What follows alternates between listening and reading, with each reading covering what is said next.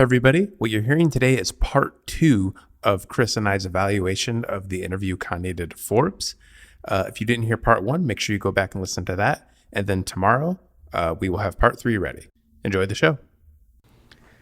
And now we get into kind of the preceding. Those were the bullet points intro, and now we have like a few paragraphs that get into some context. And that's just for starters. For much of the phone calls, his core message strategically, I like that it's phone calls. Oh gosh, yeah. You can only handle, I mean, yeah, the idea that this could have been a 4-hour phone call, like, I don't even know how you would handle that.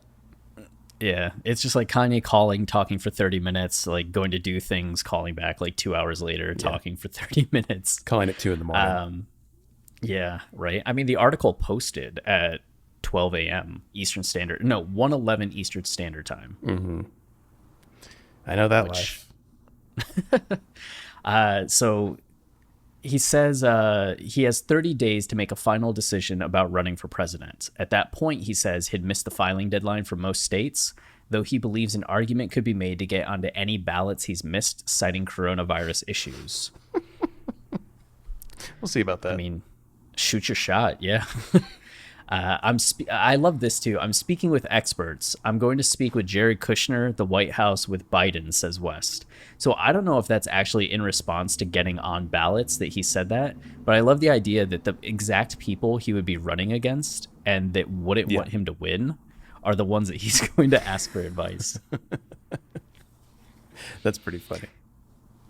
He has no campaign apparatus of any kind. His advisors right now, he says, are the two people who notably endorsed him on the 4th, his wife, Kim Kardashian West, and Elon Musk, of whom he says, we've been talking about this for years. Adds West, I proposed to him to be the head of our space program. Great.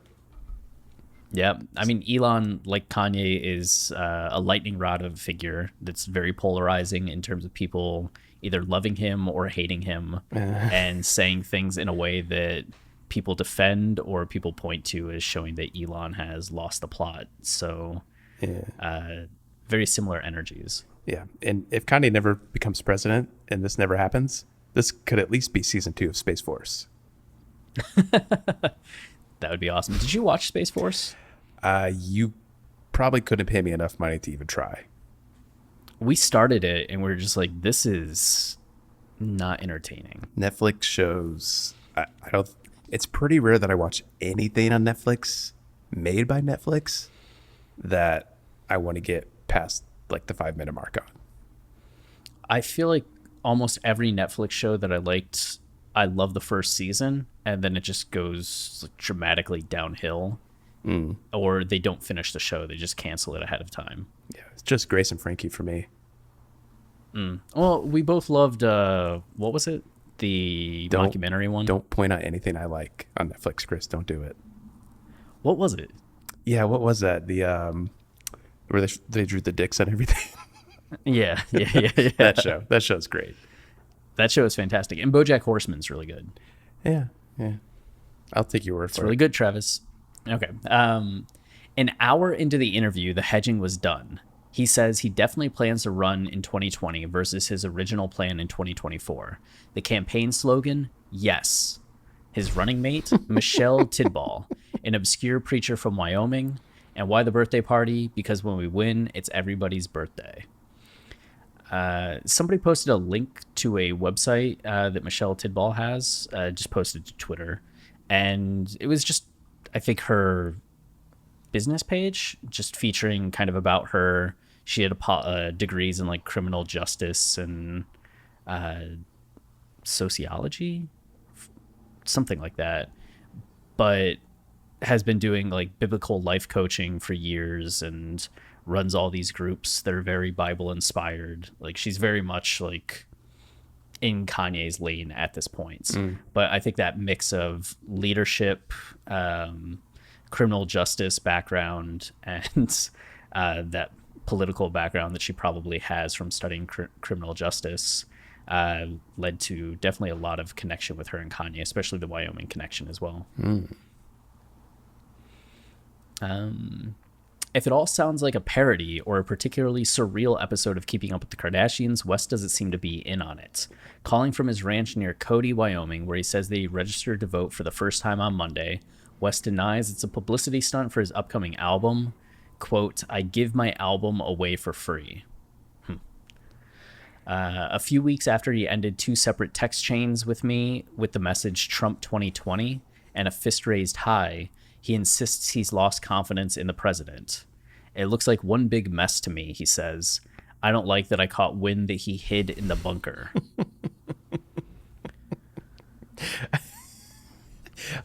That quote baffles me because does it, I caught wind mean like you heard a rumor that he did something? Yeah, I think it's like, I don't like, it's bad that he was able, like, that got out. But I guess when I think of the phrase "I caught wind," like Kanye personally heard something that nobody else knows. Everyone knows Trump went to the bunker. You didn't catch wind of anything. Like everybody knew that. Yeah, to me, like, that was, I agree, like, specifically, that's what it sounds like. I was in Kanye translation. Right. I took it as, like, yeah, I don't like it got out that he hid in the bunker. Whether that's the problem that it got out or the problem is that he hid in the bunker. Yeah. That is not my macro problem with that quote, but I just think that part of it's funny. Yeah. And I think that's one of the first things where it's like, part of me is like, okay, whatever does it, great. And it does look like one big mess. But I would also like more context before and after this because it is very, like, just the 2 lines. But it does seem like surprising that would be the deal breaker, right? Like, yeah. It makes it sound like it was just that Trump didn't have that perception of, like, strength that he hid, that was Kanye being like, I don't like this guy now. Yeah. Rather than, like, the kids in cages, like the COVID handling, any of the 500 other things you can point to that Trump's done, that, like, the Russian bounty, like, all this stuff that you could be like, is it this the breaking point? Is it this the breaking point? If it's just like, nah, he went to the bunker. Yeah. I think that's probably the biggest problem with this interview. And yes, of course, like the interview's edited and we're only getting parts of the quotes. But I know Kanye West and I know he's somebody who, like, weirdly prides himself on that, like, researching things and reading things and fully understanding an issue. So, like, I guess to me, like, this is probably all he has to say about Trump. Like, maybe he does have more thoughts on it, but, like, this just seems like what he's latching on to for why he doesn't support Trump anymore. I find that very strange. Yeah, I definitely want to hear more about it. But of course, yeah. West also says that he contracted the coronavirus in late February, though he maintains that had nothing to do with his thoughts on running this year. Okay. Cool. That said, he won't say much more against Trump. He's much less shy about criticizing Biden, which certainly won't tamp down the idea that the birthday party is a ruse to help reelect Trump. I'm not saying, quote, I'm not saying Trump's in my way. He may be a part of my way. And Joe Biden, like, come on, man, please. You know, Obama special, Trump special. We say Kanye West is special. America needs special people that lead. Bill Clinton, special. Joe Biden's not special. Which, I guess that seems to be like, I mean, I hate to say this because I will not be voting for Trump. But that seems to be like the general consensus on Biden. Like, Democrats are comfortable with Biden, and the people that are switching over from Trump are comfortable with Biden more than they look at him and think like, ooh, that's a guy who can, like, lead my country. Right. Like, compared to Bernie Sanders, where Right. it was very polarizing because people felt he was, like, so far left. With Biden, even though there are a lot of things that people are critical of, he's so vanilla in a lot of what he says and does that people can just be like, all right, fine. Yeah. And he's purposely that way. I mean, I do think that's maybe not the best thing, but, like, I understand why politicians do that because, like, that's the best way of capturing the most voters. Like, I get the strategy there. Yeah, just be like a bland, charming person. Charming Joe Biden. Yeah. And the fact that it's coming down to, like, those two, Kanye aside, as, like, who can lead our country is just like, you're telling me it's 74-year-old versus a 77-year-old We have nobody below the age of 70 that we're like, seems like a good person. Where's Mayor Pete?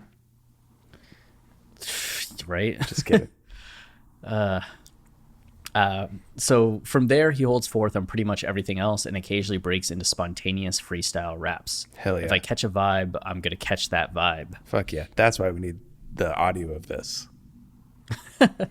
Yeah, just to hear the raps. So now we're getting into like the bulk of the article and all kind of like just the points and Kanye's response to it.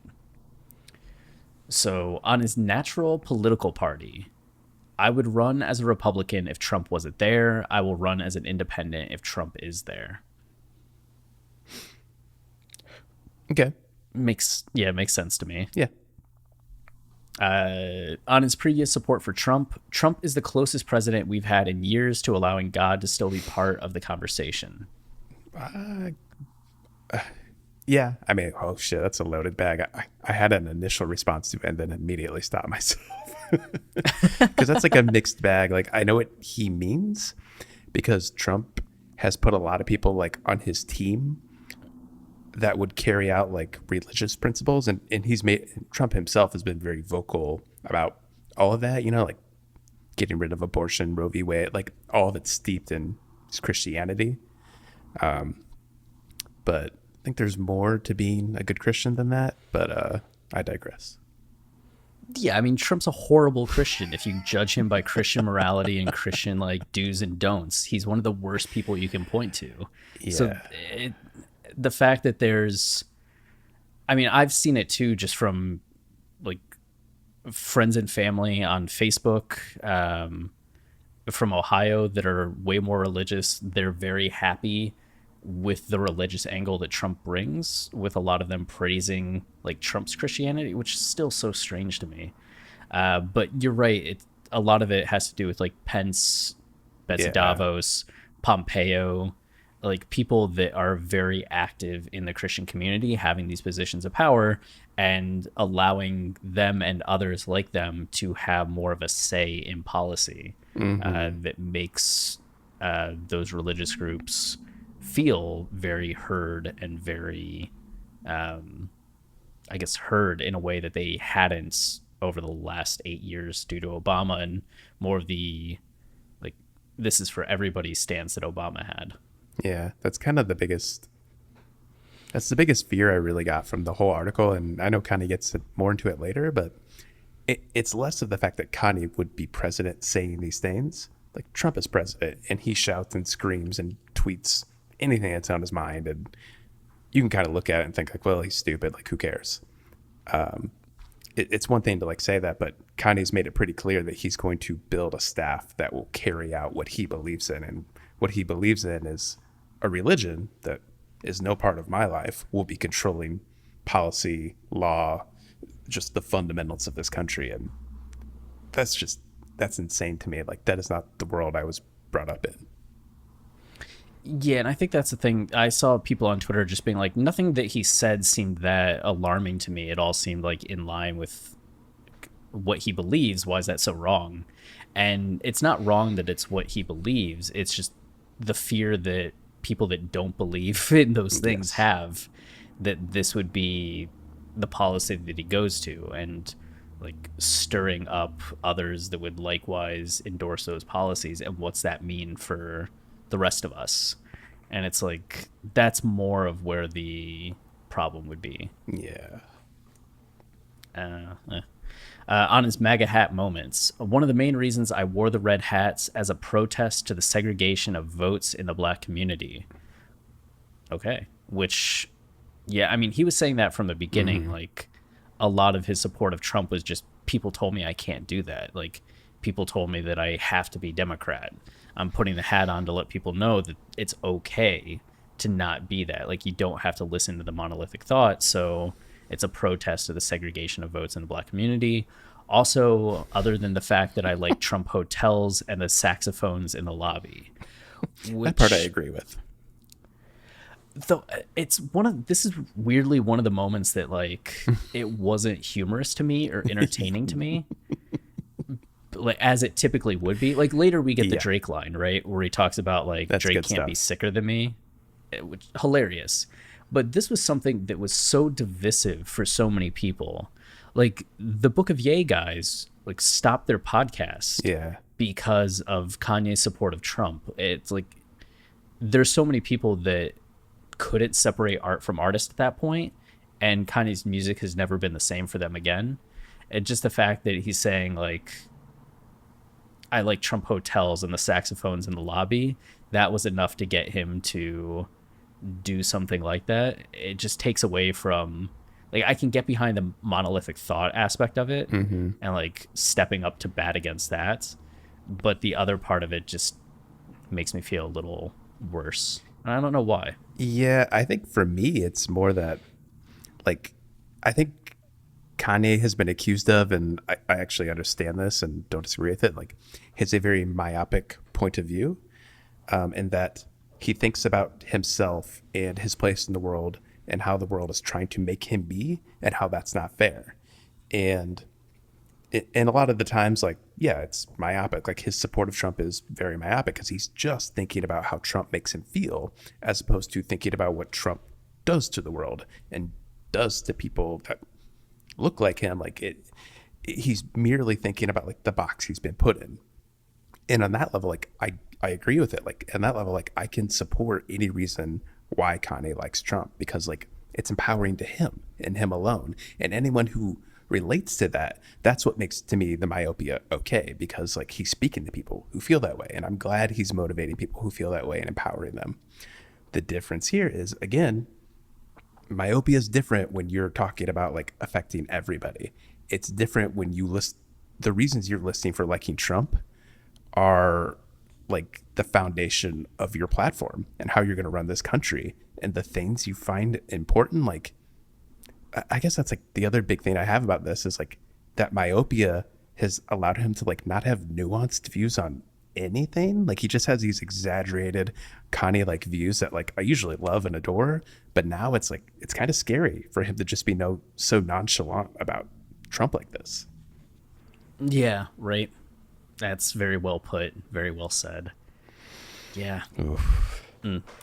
On discussions on race with the White House, one time I talked to Jared Kushner, who was saying, and this is quoting Kushner, we don't have black leaders, we just have hustlers, which I can't imagine Jared Kushner saying. But why? Because they killed all the black leaders.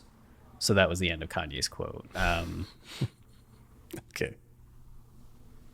Yeah, which I do wonder, like, what's preceding this? What comes after this? Like, that feels like a very random aside. Yeah, that is weird. Hopefully, Jared Kushner provides some context for it. Requests for comment from the White House and the Kushner companies last night were not immediately returned. But if they want to come on this show and defend what Kushner said, we're all for it. Right. And I think, like, Kanye talking a lot, like, you know, Malcolm X was killed, Martin Luther King Jr. was killed, you have Larry Hoover put into jail, all these leaders removed historically from the 50s, 60s, 70s, 80s, is I think some of the context that he's getting at there. On Democrats, that is a form of racism and white supremacy and white control to say all black people see, and this is coming, it sounds like, in the middle of something else. Yeah. Or to a question that was more specific than on Democrats. Yeah. Because the first word is that, which refers to something. And that would make sense. Like, how do you feel about Democrats? That is a form of racism and white supremacy? No. Yeah. That is a form of racism and white supremacy and white control to say that all black people need to be Democrats and to assume that me running is me splitting the vote. Because, like, it would only be Democrats that would be voting for Kanye, would be the assumption. All of that information is being charged up on social media platforms by Democrats. And Democrats used to tell me, the same Democrats have threatened me. The reason why this is the first day I registered to vote is because I was scared. I was told that if I voted on Trump, my music career would be over. I was threatened into being in one party. I was threatened as a celebrity into being in one party. I was threatened as a black man into the Democratic Party, and that's what the Democrats are doing emotionally to my people, threatening them to the point where this white man can tell a black man, if you don't vote for me, you're not black. Oh, Joe Biden. Oh, Joe Biden. Yeah, and that's one of the things where, like, so much of that paragraph, I want to be like, well, but then you get to the end, and that quote from Biden, like, if you don't vote for me, you're not black. Like, what the fuck? Yeah. And that really drives Kanye's point home about, like, the idea of monolithic thought. I mean, even Ta-Nehisi Coates, after Kanye came out in support of Trump in 2018, wrote the article, "I'm not black, I'm Kanye." Right. Which is just incredibly insulting. Yeah. So on the one hand, I do have an appreciation for where Kanye is coming from here. I just don't think demonizing one party, like, I feel like both are equally reprehensible. Yes. I think that's really been like my biggest grievance of everything Kanye's been doing for the last couple of years is like, he has such a vendetta against the Democratic Party. And again, this is the myopia in a place where it's not good. His vendetta against the Democratic Party has been like this. He's been thinking about how liberals, progressive, the left wing have done this to him. And of course, that's not good. Like, we shouldn't be doing that to people, putting them in a box, telling them they have to vote a certain way if they want to be a black person. Like, that's insanely ridiculous and stupid. With that said, I don't know if that's a good foundation for like your entire all of your political beliefs and where you place yourself and who you align yourself with. And also, like, it just seems strange that like he goes after this one thing about Democrats that he's just like, although he gets into more things he doesn't like about them coming up. Stay tuned. But he just willfully ignores everything, like any bad things you could say about the Republican Party. Like, I just don't understand like why he doesn't speak up about it, because you're right, like, both parties are at fault for like all the shit that's happened like forever in this country. I mean, endlessly, our political leaders have not stepped up and done the right things. And you could point to so many political leaders, left or right, of just egregious things they've done. Like, it's a nuanced issue that it's not black and white, and kind of keeps treating it as black and white. Like, it's in black and white, the expression, not the race. Like, it's just ridiculous. Yeah, I just want the same energy for the other party. And not that, like, I'm a Democrat that just wants to condemn Republicans. Yeah. I think the Democratic Party's stupid all the time. Yeah. Like, I want a third party so badly. I just don't understand logically how you can find so many flaws in the Democratic Party and not then turn your attention to the other side of the aisle and be like, well, these are all the things that this party has done wrong as well. That just, if you're going to, in good faith, attack one, you can't then like be okay with the other one. I just want to know why Kanye's so okay with the other one in this situation, and why that has never come up.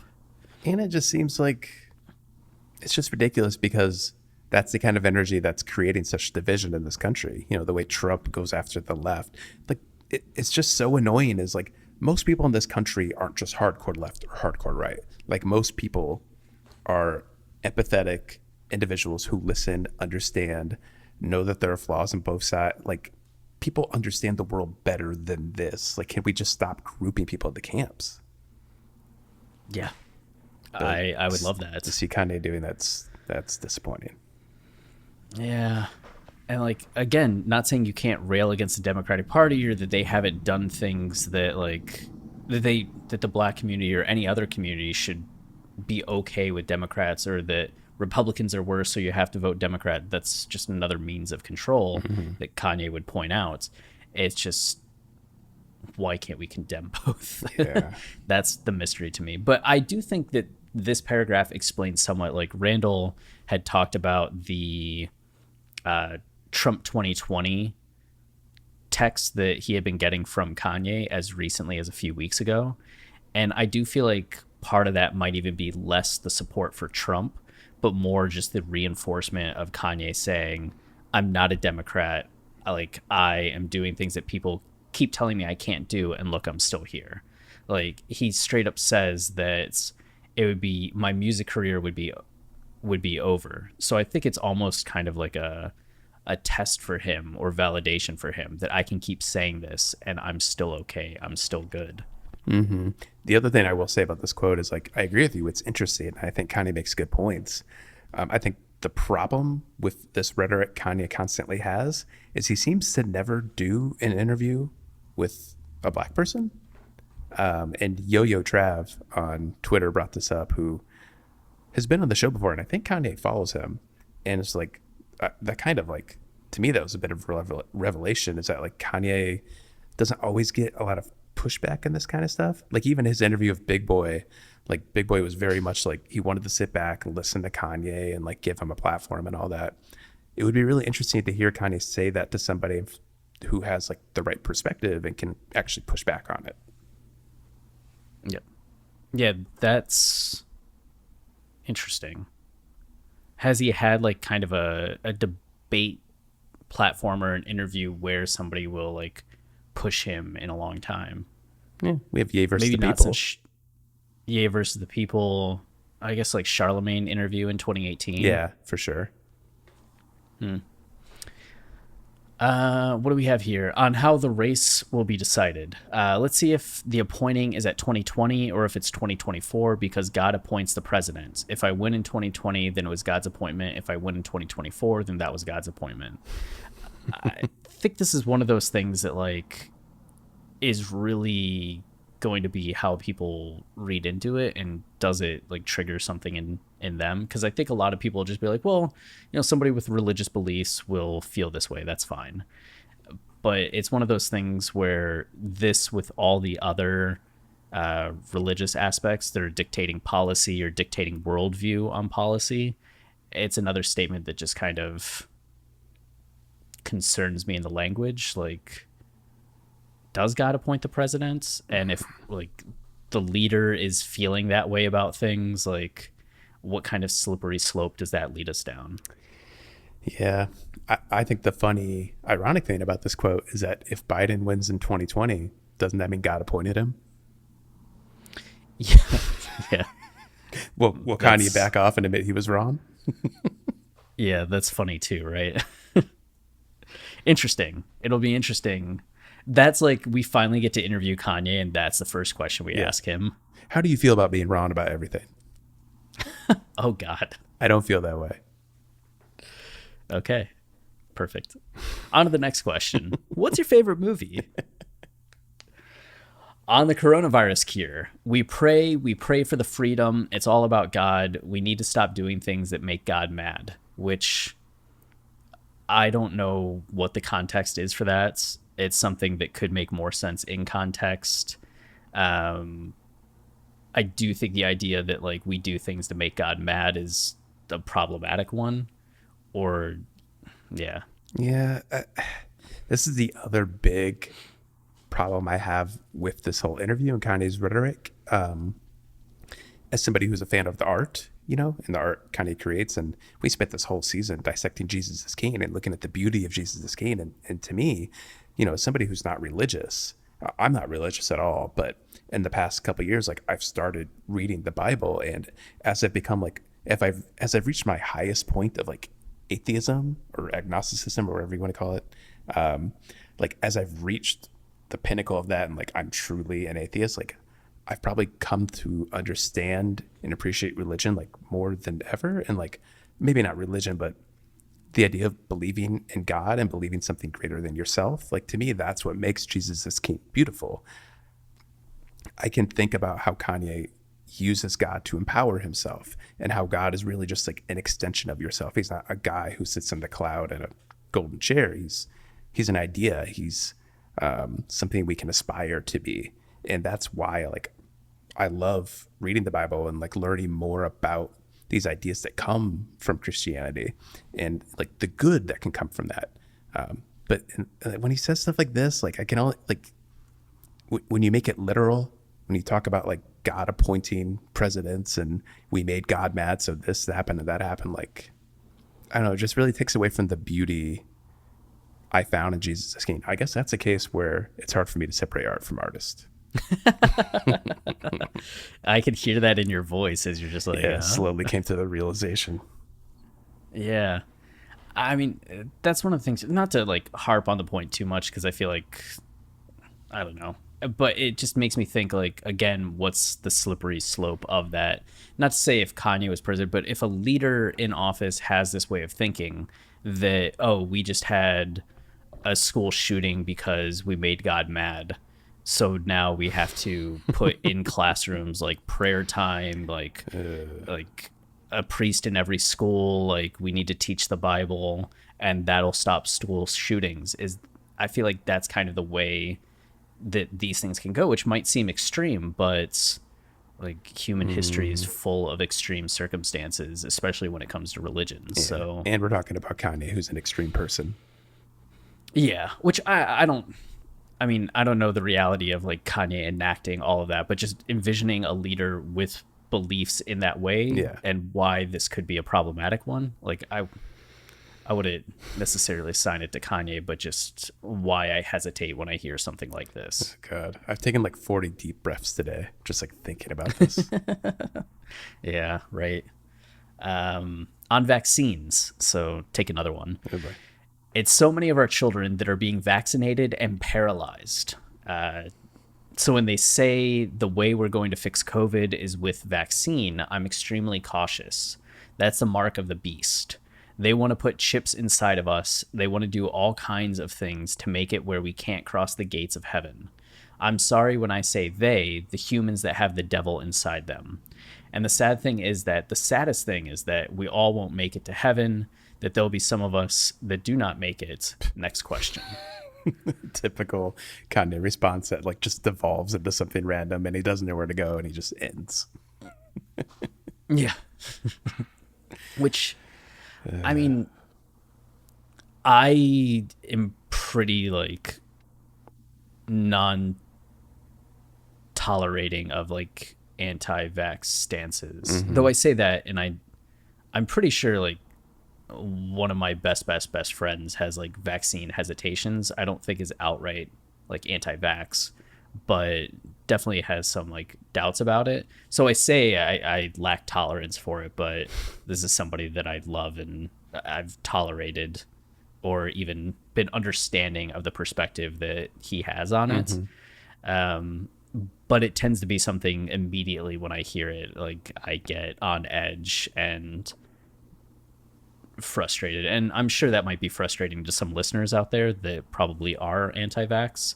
And I don't mean to be insulting to you, but at the same time, I just fundamentally disagree with the position. Yeah, this is an area where like I don't want to go to war with like people who are religious. It's a weird area. Like I don't understand why it's a religious thing. Like I understand it. Like I've read about it. I've talked about it. But like at the end of the day, like it seems crazy that this is more of like a what side of the aisle you stand on religiously. Like this seems to shape the way you feel about vaccines. Like I kind of understand if you come from like an oppressed place and you've lived a tough life and naturally you have these reservations about government and leaders. Like you always feel like those people are against you. And that's why you would not be very trusting of like a vaccine or any other, I don't want to call them conspiracy theories, but like any other theories you would have about the government. But I don't know, man. Maybe this is going to be the toughest part for me because like I'm not religious and the things I like about religion have nothing to do with this kind of rhetoric.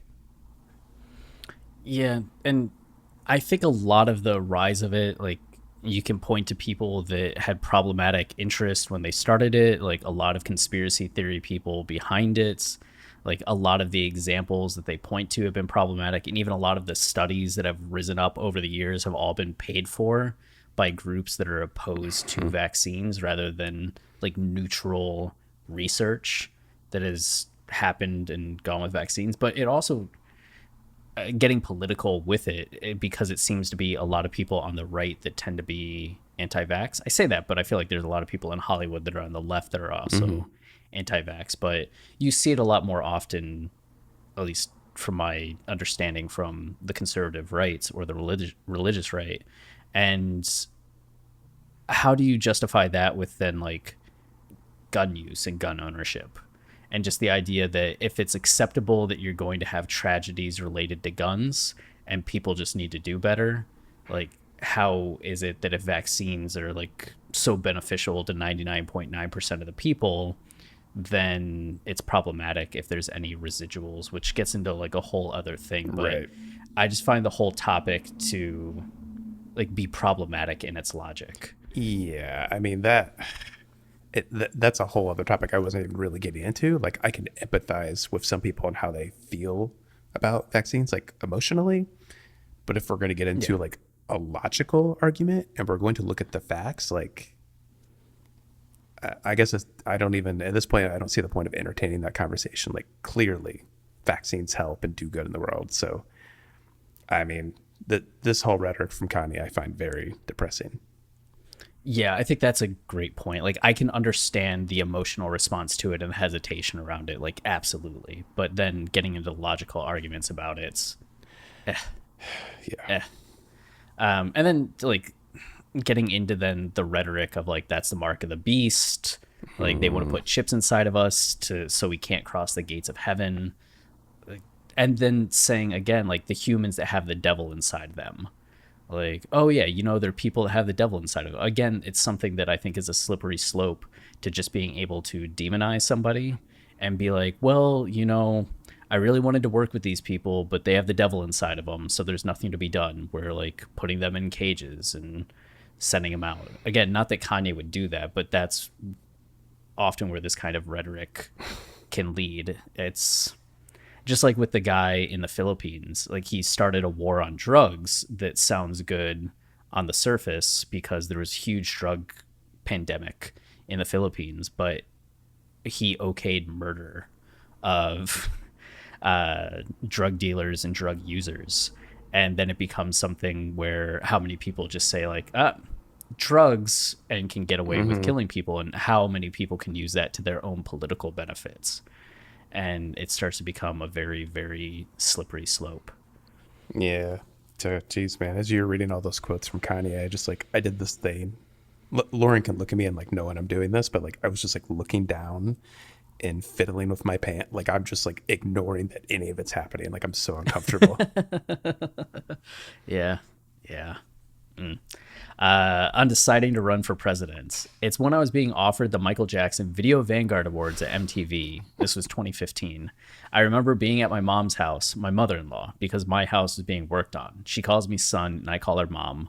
I was in the shower thinking, I write raps in the shower. It hit me to say, you're going to run for president. And I started laughing hysterically. I was like, this is the best. I'm going to go out there and they're going to think I'm going to do these songs and do this for entertainment, how rigged award shows are, and then say I'm president.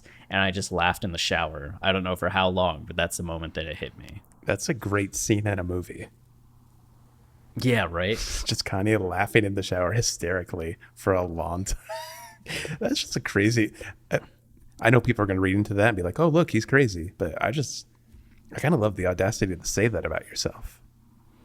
Yeah. I mean, I think with as much as he hates award shows, Yeah. just the idea of like pulling that on an award show is like incredibly amusing. I know personally, like I have laughed to myself in the shower, like about things. Like I'll take, sorry to environmental people, but I'll sometimes take like 30 to 45-minute showers where I do like a lot of story planning, writing, like thoughts, working through things. But there are times where like, yeah, I think of ideas or think of things that just like crack me up. So I can very much vibe with that and appreciate that. But isn't it tough for you when you get out of the shower to write a story because your hands are so pruny? No, because the hands aren't in the water the whole time. Okay. Is it a nice hot shower though? Yeah. Yeah. Wow. That's great. That's luxury right there. Yeah. I've always been lucky to have like places that had great water heaters.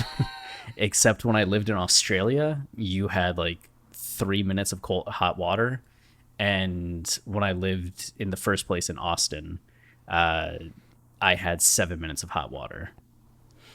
That's really funny that as I've gotten older, I used to take really long showers, but now I'm kind of an in and out kind of guy because God, I just like I want to get going with my life and like do the next thing. I don't know. We've we've gone very different directions, Chris. That's right, Travis. That's right.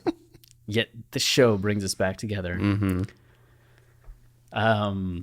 Yeah, but funny that like that first thought of running for president really came to him as just a troll moment that now has kind of developed and rolled on. Yeah. Again, the On joke his got forum. out of control. Right. Hey, everybody. So that was just part 2 of our 3-part series about Kanye's interview with Forbes. Make sure you tune in tomorrow for the 3rd part. Thanks. Stay wavy.